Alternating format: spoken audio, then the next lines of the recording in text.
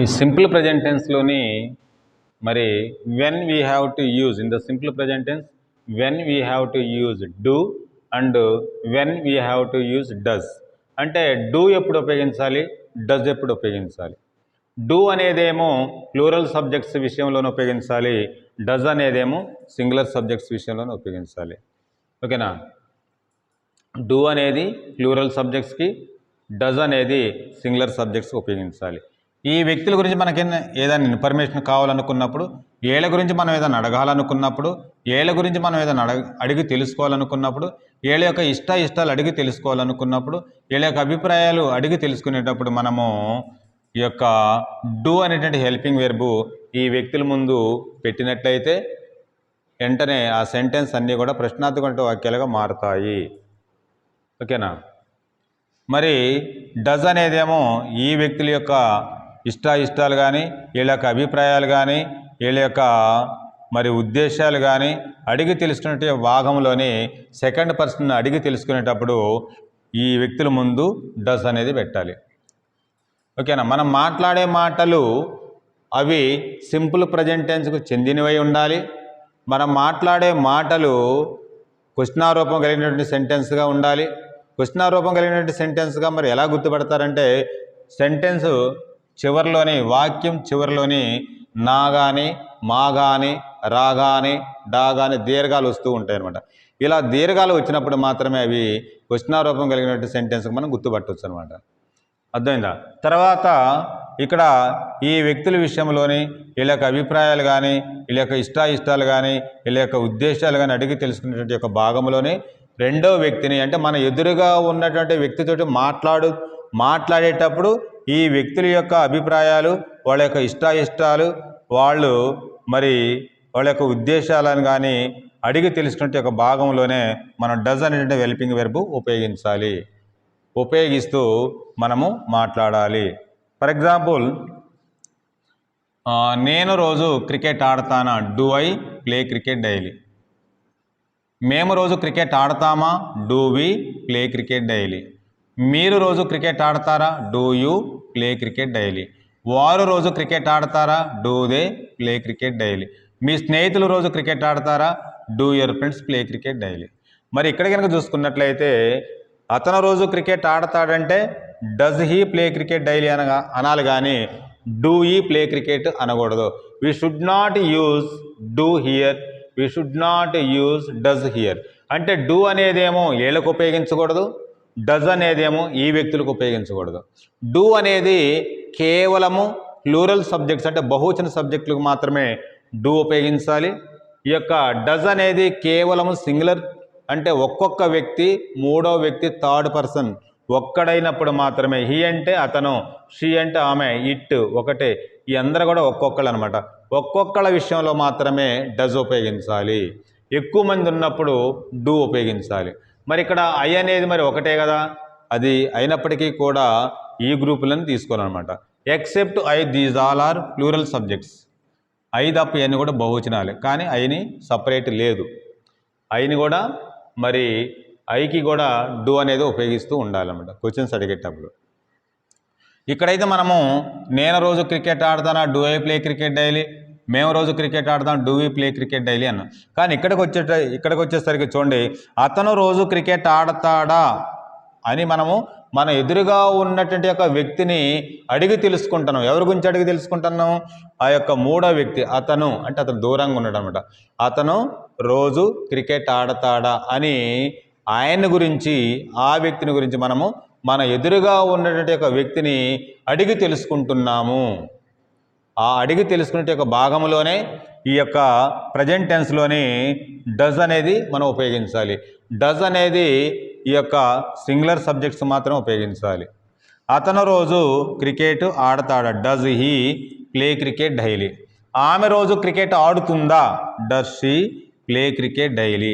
అది రోజు క్రికెట్ ఆడుతుందా, does it play cricket daily. Ramu రోజు క్రికెట్ ఆడతాడా, does Ramu play cricket daily. మీ స్నేహితుడు రోజు క్రికెట్ ఆడతాడా, does your friend play cricket daily.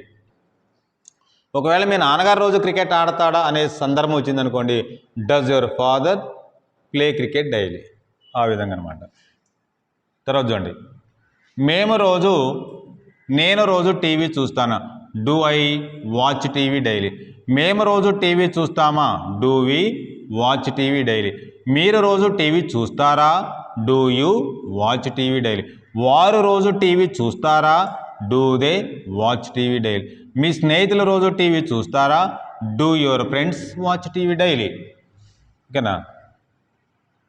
నేను రోజు మార్కెట్కి వెళతానా? Do I go to market daily. మేము రోజు మార్కెట్కి వెళతామా? Do we go to market daily. మీరు రోజు మార్కెట్కి వెళతారా? Do you go to market daily. వారు రోజు మార్కెట్కి వెళతారా? Do they go to market daily. మీ స్నేహితులు రోజు మార్కెట్కి వెళ్తారా? Do your friends go to market daily. ఓకేనా? తర్వాత అతను రోజు పేపర్ చదువుతాడా? ఇక్కడ చూసుకున్నట్లయితే అతను రోజు మార్కెట్కి వెళతాడా? Does he go to market daily. ఆమె రోజు మార్కెట్కి వెళుతుందా? Does she go to market daily. అది రోజు మార్కెట్కి వెళ్తుందా? Does it go to market daily. Ramu రోజు మార్కెట్కి వెళ్తాడా? Does Ramu go to market daily. మీ స్నేహితుడు రోజు మార్కెట్కి వెళ్తాడా? Does your friend go to market daily. మీ నాన్నగారు రోజు మార్కెట్కి వెళ్తాడా? Does your father go to market daily. మీ అమ్మగారు రోజు మార్కెట్కి వెళ్తుందా? Does your mother go to market daily. మీ అన్నయ్య రోజు మార్కెట్కి వెళ్తాడా? Does your brother go to market daily. మీ అక్క రోజు మార్కెట్కి వెళ్తుందా? Does your sister go to market daily. మీ మామయ్య రోజు మార్కెట్కి వెళ్తాడా?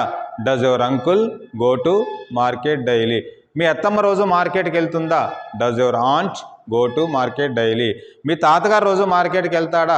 Does your grand father go to market daily. మీ అమ్మమ్మ రోజు మార్కెట్కి వెళ్తుందా? Does your grand mother go to market daily. తర్వాత మరి అతను రోజు నేను రోజు టీవీ చూస్తానంటే do I watch TV daily. ఆమె రోజు టీవీ చూస్తుంది, మేము రోజు టీవీ చూస్తామంటే do we watch TV daily అన్నాం. కానీ ఇక్కడికి వచ్చినట్లయితే డస్ అనేది ఉపయోగించాలి. అతను రోజు టీవీ చూస్తాడా? Does he watch TV daily. ఆమె రోజు టీవీ చూస్తుందా? Does she watch TV daily. అది రోజు టీవీ చూస్తుందా? Does it watch TV daily. Ramu రోజు టీవీ చూస్తాడా? Does Ramu watch TV daily. మీ స్నేహితుడు రోజు టీవీ చూస్తాడా? Does your friend watch TV daily. మీ నాన్నగారు రోజు టీవీ చూస్తాడా? Does your father watch TV daily. మీ అమ్మగారు రోజు టీవీ చూస్తుందా? Does your mother watch TV daily. మీ అన్నయ్య రోజు టీవీ చూస్తాడా? Does your brother watch TV daily. మీ అక్క రోజు టీవీ చూస్తుందా? Does your sister watch TV daily. మీ మామయ్య రోజు టీవీ చూస్తాడా?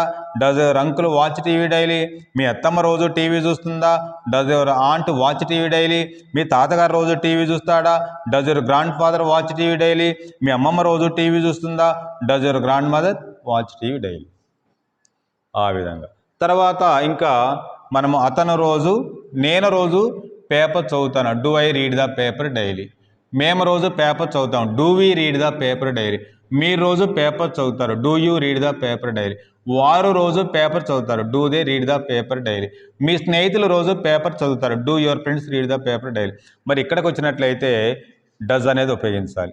ఎందుకంటే వీళ్ళందరూ కూడా ఒక్కొక్కళ్ళు, వీళ్ళు more than one, here only one. ఓకేనా?